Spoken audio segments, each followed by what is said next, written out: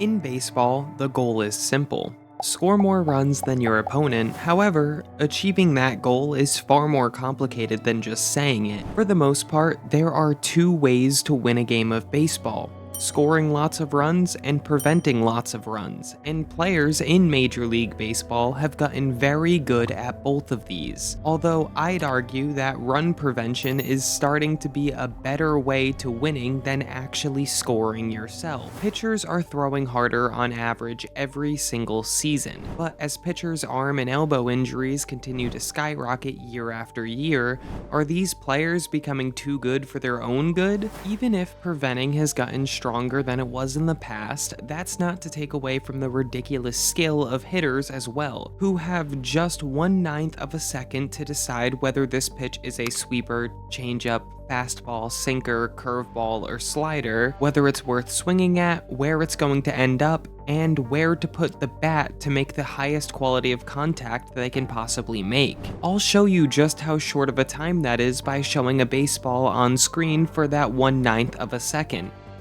It's pretty quick, and with pitchers getting better and giving the hitters even less time every year, where is the theoretical maximum talent level, and how close are these athletes to reaching that maximum? The sport itself is extremely different in 2025 than it was in the 1980s, and the players have gotten more skilled. Well, at least for the years in the pitch tracking era, which started in 2002. They've gotten better year after year, at least in terms of throwing the baseball harder. Over those 22 years, the average pitch velocity has gained over 4 miles per hour, with pitchers now being able to fairly consistently throw over 100 miles per hour, and sometimes even hit 104 to 105 miles per hour on the radar gun. However, this isn't all sunshine and rainbows for pitchers, as injuries have absolutely skyrocketed with this increase in pitcher velocity, especially the need for one of the worst surgeries for pitchers, the Tommy John surgery, which has gone through the roof.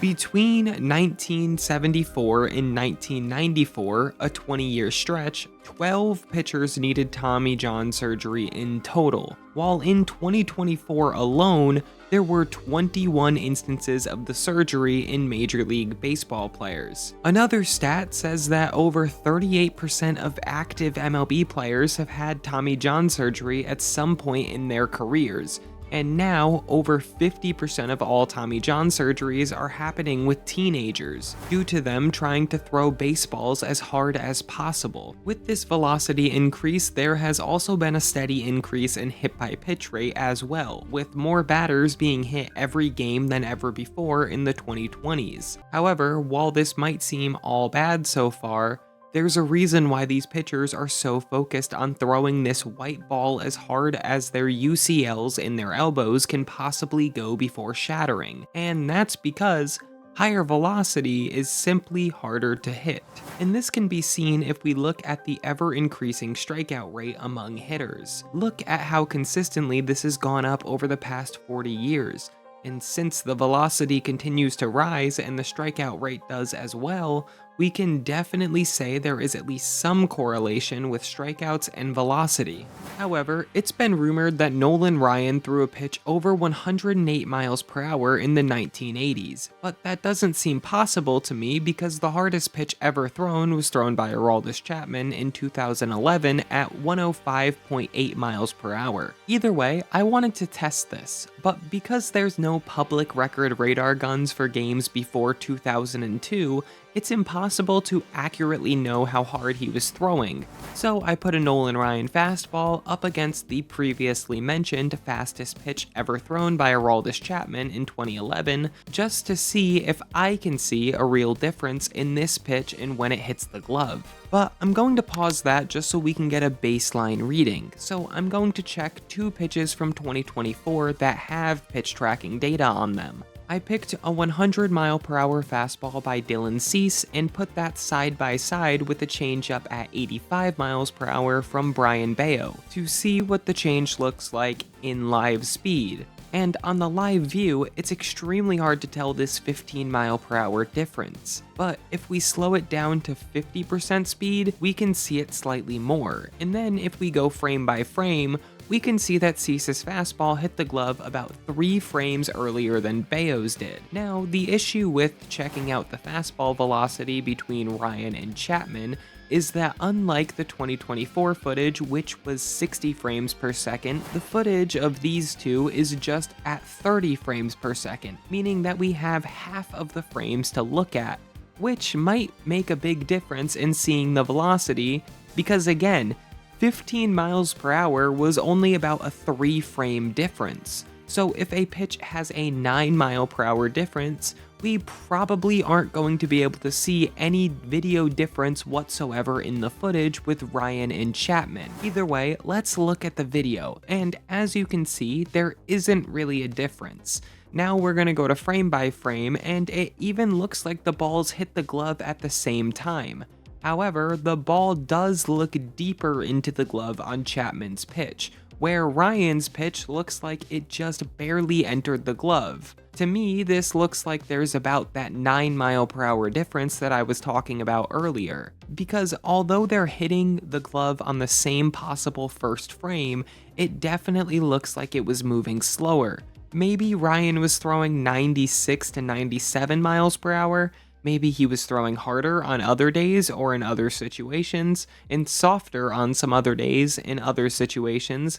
It's almost impossible to know, but he was not throwing 108 miles per hour from the pitcher's mound. That is simply impossible at this point in human history, and maybe never will be possible, but who knows. Another major change, which is directly related to velocity increasing, is the increased usage of bullpens and how many pitchers are throwing each game. Let's take a look at how many pitchers were used for a random team in the 2024 season. I'll pick the Atlanta Braves, who threw 30 pitchers.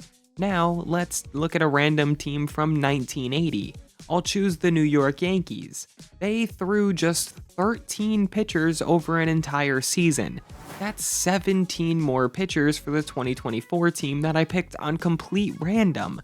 And I just checked another team for 2024 and picked the Mets, and they had 37 guys throw for them. This is even more, like significantly more than the Braves. Part of this is due to injury, but another part of this is just how many players each franchise have that are competent enough to throw MLB pitches. This keeps pitchers fresher than they were in the 80s and allows them to unload their pitches at 100% effort more often than they were years ago. And now that's the way that pitchers pitch, with 100% effort almost 100% of the time, and this is because of a change in how batters approach the sport. Batters have also gotten better at the game, well, at least in terms of hitting home runs, and since the 80s, there has been a fairly consistent home run per game increase per year. However, batting average and on-base percentage are at the lowest points they've ever been.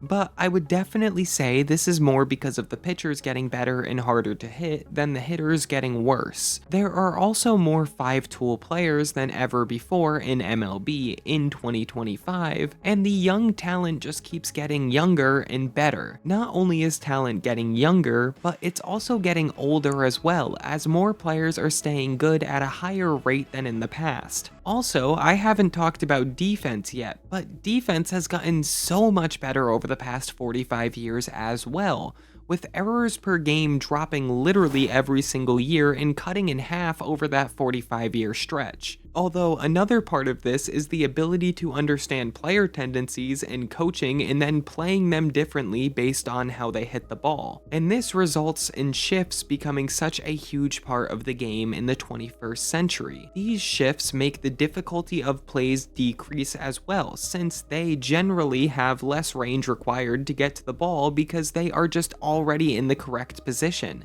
Either way, players are simply not making as many errors as they were in the past, and a lot of that is due to the changes in equipment and training that these players currently go through. For another change in player development, let's look at Babe Ruth's diet and compare it to somebody in present-day baseball. Babe Ruth was on record saying that the way he trained to be the best baseball player he could be was by training boxing and doing this.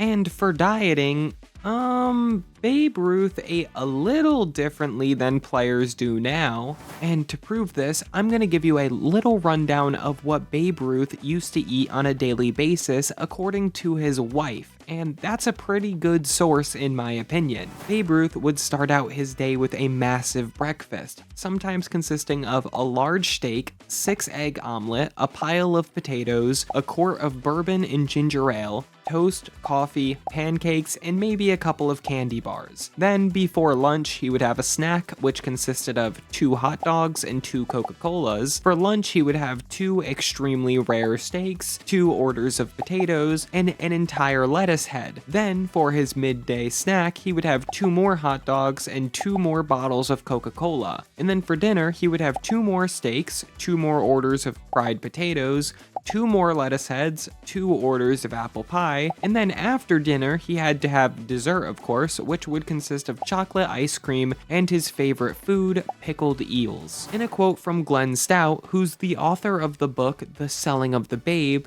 he said that Babe Ruth's eating habits were reflective of his personality. He did everything in excess. His typical meals included multiple steaks, dozens of hot dogs, and countless bottles of soda and beer. Now, to be honest, I don't believe that he ate all of this in one day, at least not every day, because there's just simply no way he ate that much food. But again, consider the sources, they're very, very high up in Babe Ruth's most known people, so I don't know. Either way, let's compare that to Justin Turner's diet, who has been able to compete at a high level well into his late 30s. Turner eats a couple of eggs with bacon in the morning with oatmeal, and then a turkey patty for lunch for a day game, and then a big dinner with something like Italian chicken sausage meatloaf, teriyaki chicken, chicken sausage with peppers and broccoli, chimichurri braised beef with vegetables, or steak. Clearly, these are much healthier options than what Ruth was shoveling down his gullet. Turner also snacks on beef jerky, hard-boiled eggs, or walnuts and cashews instead of the Coca-Cola and hot dogs. Turner even stated that multiple of his injuries early in his career were probably due to what he ate when he was first starting out his career,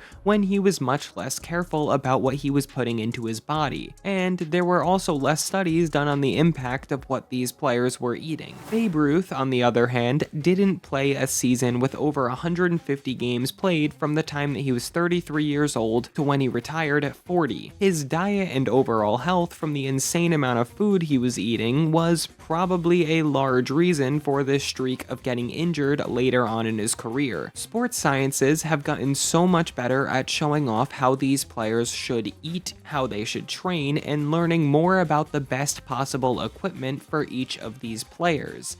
And that is playing a huge part in how much better these players are getting. With sports sciences slowly starting to take over more of the minds of people studying, there have been plenty of changes that have made players much better at the sport over time. Let's go back to Babe Ruth to look at an example. Babe Ruth was using a 52-ounce bat when he first came up to MLB, and by the end of his career, he was using a more normal 36-ounce bat. However, that 52-ounce bat is absolutely ludicrous by today's standards. For example, Aaron Judge, who is 5 inches taller than Ruth and weighs 60 more pounds, uses a 34-ounce bat, which is right in the middle of the optimal range of ounces, which goes from 32 to 36 ounces. The most interesting part about this, in my opinion, is that there was never a change in the size or shape or weight of the baseball. So that was just the bat that Babe Ruth thought gave him the highest competitive edge. I wonder how well Babe Ruth would have played in today's baseball with a modern bat. Although, the velocity that pitchers are throwing today, Babe Ruth couldn't have even dreamed of in his wildest dreams, as well as the breaking pitches that he would see today would probably put him into a mental institution thinking that witchcraft is still around. With that being said, players have continued to get better at baseball year after year, and it would be kind of insane to assume that they're not going to continue to get better, but I do wonder when the wall will be hit. Especially with no hardest pitch coming for the last 14 years, it makes me wonder if that 105.8 thrown by Aroldis Chapman in 2011 really is getting close to the maximum we could possibly throw a baseball. If you enjoyed the video, consider liking and subscribing. Thank you for watching.